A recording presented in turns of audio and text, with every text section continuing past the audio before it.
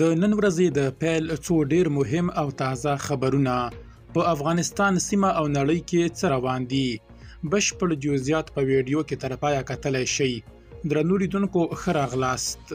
بریتانیا په دغه هیواد کې د اسرائیلو استازي احضار کړي او په غزه کې د نسل وژنې په غبرګون کې یې ورته سخت احتجاج کړی. له اسرائیلو څخه یې د هر ډول سوداګریزو خبرو د ځنډ اعلان هم کړی. د CNN د راپور له مخې اسرائیل د ایران پر اټومي تاسیساتو د احتمالي برید لپاره چمتووالی نیسي. د سرچینې په خبره که چیرته د امریکا د ولسمشر په مشرۍ د ایران او امریکا ترمنځ خبرې بې پایلې پای ته ورسیږي، د برید شونتیا به نور هم ډیریږي. د امریکا او ایران ترمنځ د 5م پړاو خبرې به په نږدې وخت کې پیل شي، خو دواړه هیوادونه د یورانیمو بډاینې پر سر شدید اختلاف لري. د چین، قطر او سویس په ګډون څو نور هیوادونه هڅه کوي چې له روغتیا نړیوالې ټولنې سره د امریکا مالی مرستو د کمښت یوه برخه پوره کړي. دغې ټولنې ته یې د 170 میلیونه ډالرو د مرستې ورکولو ژمنه کړې. د امریکا د بهرنیو چارو وزیر اعلان کړی د هغو افغانانو لیږد چې امریکا ته د تګ لپاره وړ شرایط لري نه دی لغوه شوی او په دې تړاو به ژر پرمختګ اعلان شي. له امریکا وروسته اروپایي ټولنې هم هوکړه کړې چې د بیا رغونې په موخه له سوریې څخه اقتصادي بندیزونه لرې کړي. د اسلامي امارت د واکمنۍ د صنایعو او کانونو خونې چارواکي وایي افغانستان به ژر په 138 سکتورونو کې د ځان بساینې اعلان وکړي. په کابل کې به ډیر ژر په زړه د سوریو ناروغانو لپاره ځانګړی روغتون فعالیت پیل کړي. د اسلامي امارت د واکمنۍ د عامې روغتیا وزارت له لوري 3 افغان درمل جوړونکو کارخونو سنو فارما، ملي شفا او TGIL د نړیوال کیفیت GMP سندونه ترلاسه کړل. دا په دې معنی چې تولیدات په نړیوالو معیارونو برابر او نورو هیوادونو ته هم د لیږد وړ دي. افغانستان د دوبۍ نړیوال کلي یا ګلوبل ویلج فیسټیوال په 29م پړاو کې د 80 هیوادونو له منځه 3یم ځای ګټلی. په یاد فیسټیوال کې د بیلابیلو هیوادونو کلتور، توکي او هنري ارزښتونه نندارې ته وړاندې کیږي او هر کال په دوبۍ کې ترسره کیږي. اروپایي ټولنې د آزادې اروپا ازادي راډیو د ملاتړ لپاره 5.5 میلیونه یورو مرسته اعلان کړه. د بشري چارو لپاره د ملګرو ملتونو د سرمنشي مرستیال غزې ته له نږدې 3 میاشتو څخه وروسته د بشري مرستو رسیدل ښه پرمختګ بللی، خو د دې مرستو پر ډیرېدو یې ټینګار کړی دی. د راپورونو له مخې د اسرائیلو لخوا له نږدې 3 میاشتو کلابندۍ وروسته غزې ته د بشري مرستو لارې ننوتې او ټاکل شوي چې د مرستې رسونې دا بهیر به نن هم دوام وکړي. د اسوسییټډ پریس د راپور له مخې چې د نوزیږدو ماشومانو لپاره د خوړو او نورو لومړنیو مرستو لیږدونکي 15 لارۍ له کرم شالوم پولې څخه غزې ته ننوتلي دي.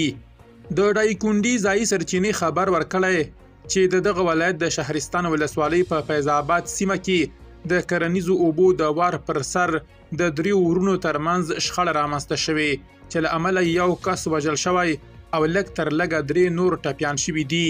د سرچینو پر بنسټ پرون د شهرستان ولسوالۍ د فیض آباد سیمې یو اوسیدونکي خپل مشر ورور پر کلاشینکوف او چاړه وژلی، خپل بل ورور او د هغه 2 زامن یې ټپیان کړي دي. د یادې ولسوالۍ د امنیې قومندانۍ ویاند یاده پیښه منلي او ویلي دي چې ټپیان په شهرستان ولسوالۍ کې القان روغتون ته لیږدول شوي او روغتیایي وضعیت نازک ښودل شوی دی. غلام علي جاوید ویلي چې امنیتي ځواکونه سیمې ته رسیدلي او تورن کس یې نیولی دی. د ایران د صنعت، کانونو او سوداګرۍ وزیر د اسلامي امارت د واکمنۍ د کانونو او پېټرولیم له وزیر سره په لیدنه کې اعلان کړی چې افغانستان ته به د کانونو د پراختیا، ایستنې او پروسس په برخه کې خپلې تجربې او تخنیکي پوهه ولېږدوي.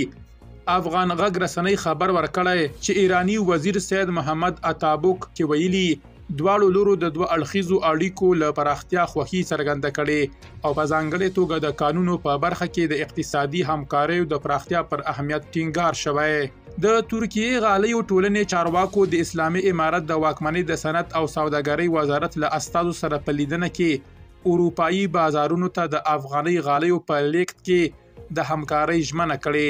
په دې اړه د نوموړې واکمنۍ د صنعت او سوداګرۍ وزارت چارواکو ویلي د ترکیې غالیو ټولنې مشر احمد دیلر ډاډ ورکړی چې د غالیو سکتور ملاتړ لپاره به په دې برخه کې د اړینې پانګونې هڅې وکړي. د ترکیې له لوري د یاد ژمنې ترڅنګ دواړو لورو د ګډو فعالیتونو پراختیا په موخه یوه هوکړه هم لاسلیک کړې. افغاني غالۍ چې د کیفیت له پلوه نړیوال شهرت لري، دا مهال د هیواد د نورو توکو ترڅنګ دغه سکتور ته هم په نړیوال مارکیټ کې د بازار موندنې هڅې کیږي. د کډوالۍ نړیوالې ټولنې مشرې ویلي چې له ایران او پاکستان نه د افغان کډوالو د راستنېدو دویمه څپه پر لاره ده. می هیونګ پارک دغه څرګندونې د دوانۍ یا دوشنبې پر ورځ د اروپایي ټولنې په څلورمه بشري ناسته کې کړي دي. اغلی پارک له ایران او پاکستان نه د ستنېدونکو کډوالو پر وضعیت د اندېښنې په څرګندولو سره ویلي چې له پاکستان نه د کډوالو د ستنېدو پر مهال دوی ته د خپلو شتمنیو د پلور او لیږد اجازه هم نه ورکول کیږي. د دویمې څپې خبر داسې مهال ورکول کیږي چې تازه د اسلامي امارت د واکمنۍ د کډوالو او بیرته راستنېدونکو چارو وزارت چارواکو ویلي چې په تیرو 2 ورځو کې د پاکستان له بیلابیلو بندخونو څخه 532 افغان کډوال آزاد او بیرته هیواد ته راستانه شول.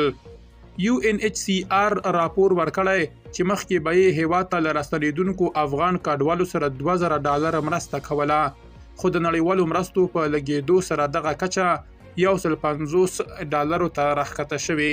په افغانستان کې د ملګرو ملتونو د کډوالو عالی کمشنرۍ مشر عرفات جمال د دغو څرګندونو ترڅنګ ویلي د مرستو په ډېرېدو سره کولی شي له افغان کډوالو سره ډېر څه وکړي. د ښاغلي جمال په وینا افغان کډوال داسې یو هیواد ته ستنېږي چې د امکاناتو له پلوه یې منلو ته اړین تیاری نه لري. بلخوا له پولیو څخه د پاک افغانستان بنسټ په ټول هیواد کې د پولیو واکسیناسیون د کمپاین د ترسراوي خبر ورکړی دی.